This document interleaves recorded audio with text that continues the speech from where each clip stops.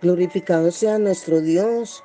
Reciban un caluroso saludo, amigos, hermanos y ministros, en el nombre de nuestro Señor Jesucristo.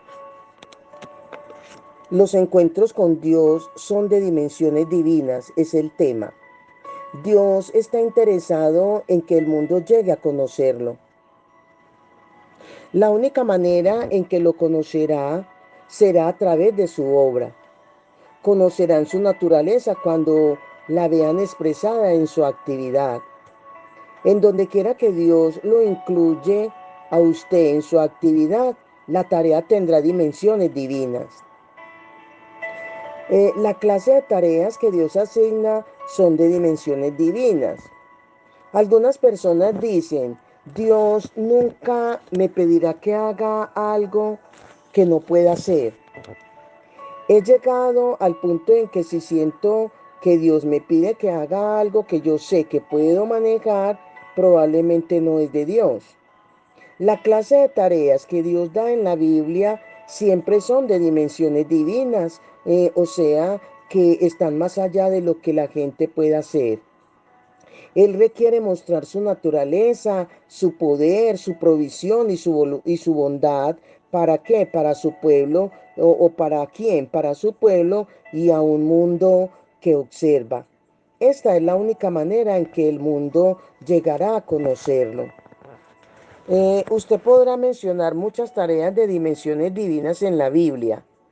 Dios le dijo a Abraham que fuera el padre de una nación cuando ni siquiera tenía un hijo y Sara había pasado de la edad de procrear.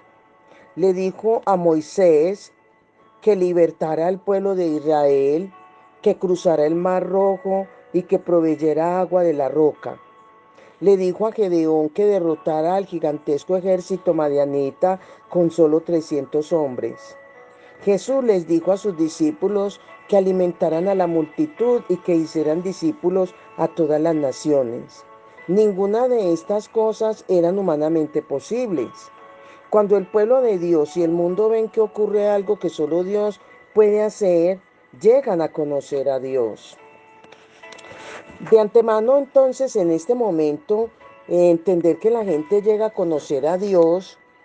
Por tanto, vamos a leer algunas porciones o relatos bíblicos de la actividad de Dios a través de sus siervos.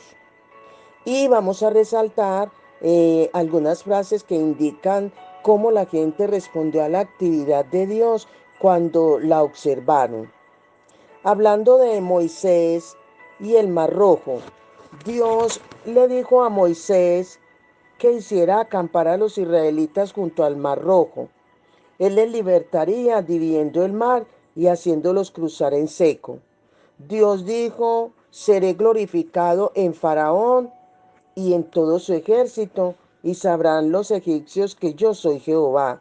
Según Éxodo capítulo 14, versículo 4. La pregunta es, ¿cuál fue el resultado? Y vio Israel aquel grande hecho que Jehová ejecutó contra los egipcios, y el pueblo temió a Jehová y creyeron a Jehová.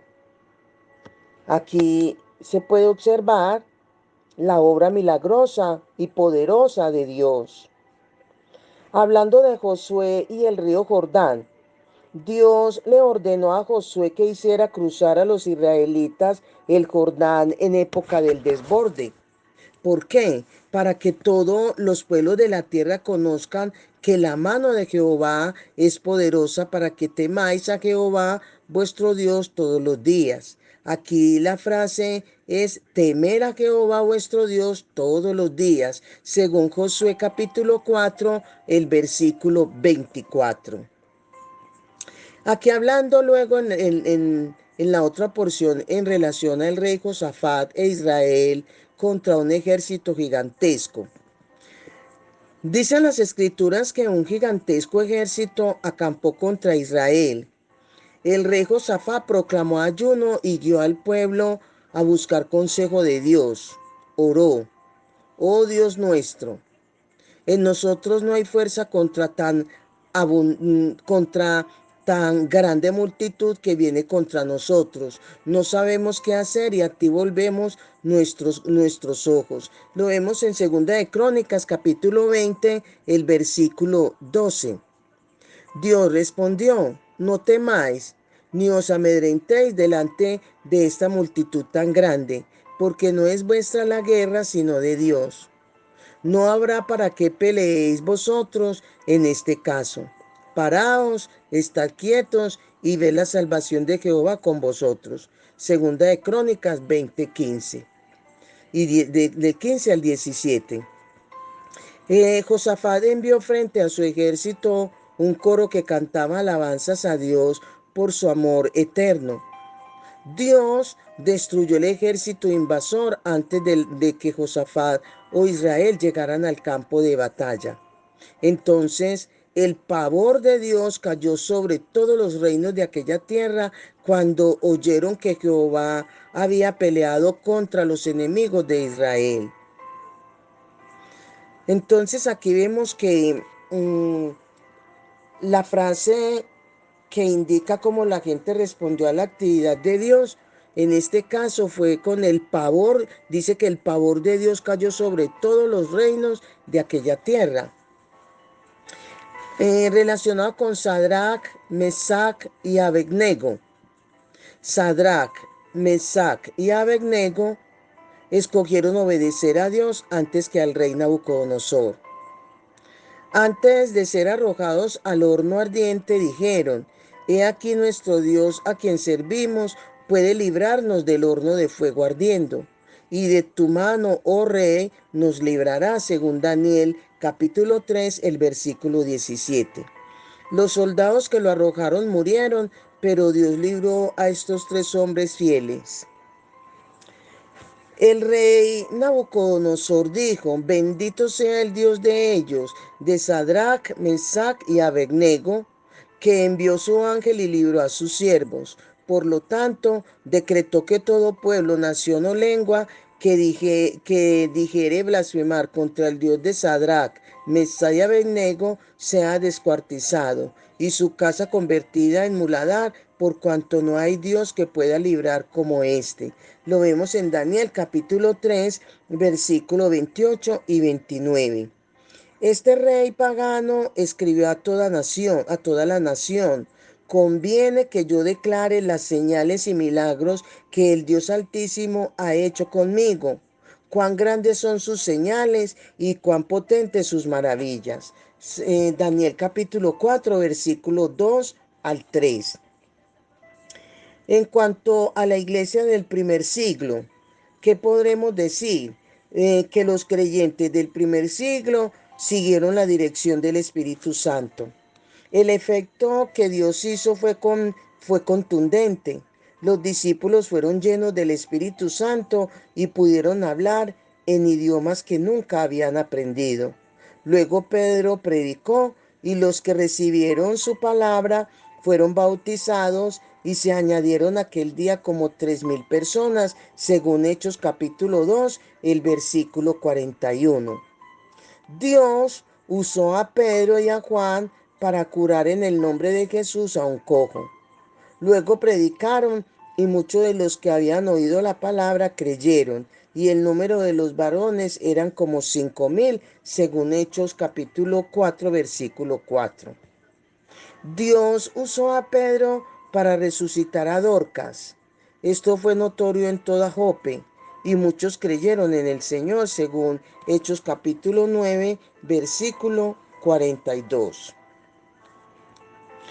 Así que, amigos, hermanos y ministros, nuestro mundo no ve a Dios porque no estamos intentando hacer algo que solo Dios puede hacer. Lo que nuestro mundo ve con frecuencia en nuestros días es un creyente devoto, consagrado, sirviendo a Dios, es verdad, pero no están viendo a Dios, solamente están viendo lo que hace el creyente. Se comenta lo que estamos haciendo, sí, de más que sí, estamos sirviendo a Dios, pero no están viendo a Dios. Por eso vuelvo y repito que se comenta lo que se está haciendo. Pues bien, Allí hay un grupo maravilloso de personas consagradas sirviendo a Dios, es lo que pueden decir. Sin embargo, no ven nada que pudieran explicarse únicamente atribuyéndole a Dios. ¿Por qué? Porque no estamos intentando hacer algo que solo Dios puede hacer. Así que en este caso podría decir que eh, hay que dejar que el mundo vea a Dios obrando, obrando, y eso atraerá a la gente. Nuestro mundo no se siente atraído al Cristo a quien servimos porque no pueden verlo obrando. Nos ven a nosotros haciendo buenas cosas para Dios y dicen, eso es hermoso, pero no me interesa. El mundo pasa de largo. No tienen la oportunidad de ver a Dios. Cuando el mundo lo vea, Él lo atraerá a sí mismo. Levantémonos en alto. Así que es de levantarnos en alto. Levantemos en alto a Cristo. No en palabras, sino en la vida. Que el mundo vea la diferencia que el Cristo viviente hace en la vida, en, en la familia, en la iglesia. Eso cambiará la manera de responder. Cuando el mundo vea que ocurre algo a través del pueblo de Dios que no se explica de ninguna otra manera, entonces se sentirán atraídos al Dios que ven. El mundo llega a conocer a Dios cuando ve su naturaleza expresada a través de su actividad. Cuando Dios empieza a trabajar, realiza lo que solo Él puede hacer. Cuando Dios lo hace, tanto el pueblo de Dios como el mundo llegan a conocerlo en maneras que nunca antes lo habían conocido. Es por eso que Dios le asigna a su pueblo tareas de proporciones divinas. La razón por la cual muchos no son atraídos a Cristo y a su iglesia es porque al pueblo de Dios le falta la fe para intentar aquellas cosas que solo Dios puede hacer. Si usted y yo y su iglesia y las congregaciones no están respondiendo a Dios e intentando cosas que solo Él puede realizar, entonces usted y yo no estamos ejerciendo fe. Sin fe es imposible agradar a Dios, según Hebreos 11:6. Si la gente en su comunidad, en su barrio, no está respondiendo al Evangelio como ve que lo hacían en el Nuevo Testamento, una posible razón es que no están viendo a Dios en lo que usted y yo hacemos como iglesia. eh, Debemos hacer algo que puedan ver a Dios, dejar que Dios sobre a través nuestro.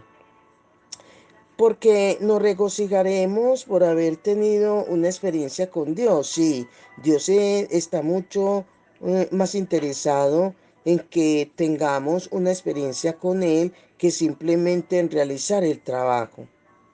Usted puede contemplar puede completar una tarea y sin embargo no tener ninguna experiencia con Dios. El trabajo puede hacerlo cuando le plazca. ¿Qué es lo que le interesa? Que usted y yo y el mundo lo conozcan y que tengamos una experiencia con Él. Por consiguiente, Dios vendrá a usted, vendrá a mí y nos asignará una tarea de proporciones divinas. Cuando empecemos a hacer lo que Él nos dice, entonces se cumplirá lo que Él ha prometido, se ha propuesto. Entonces usted y toda la gente, o yo y toda la gente a su alrededor, a mi alrededor, se regocijarán al tener una experiencia con Él. Le conocerán más y mejor que antes. Eh, y como resumen y conclusión, puedo decirles que las tareas que Dios asigna son de proporciones divinas. Cuando el pueblo de Dios y el mundo ven algo que solo Dios puede hacer, llegarán a conocer a Dios. Así que deje que la gente vea eh, el cambio que el Cristo viviente hace en una vida, en una familia o en una congregación. ¿Eso cambiará qué? Cambiará la manera en que responden al Evangelio. Amén. Dios les continúe bendiciendo.